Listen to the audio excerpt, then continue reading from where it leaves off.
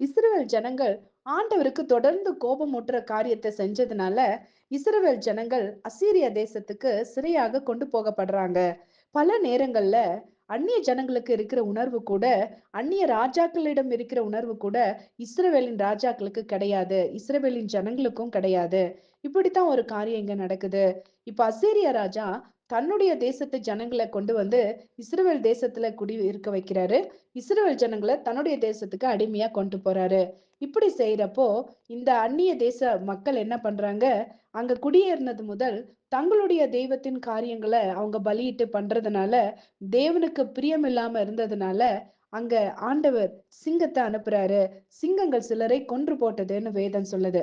அப்போ அங்க இருக்கிற ஜனங்கள் யோசிக்கிறாங்க, அசீரியா ராஜாவும் யோசிக்கிறாரு, எதனால சிங்கங்கள் ஜனங்களை கொன்று போடுதுன்னு யோசிச்சு அவங்க சரியான ஒரு காரியத்தை நிதானிக்கிறாங்க.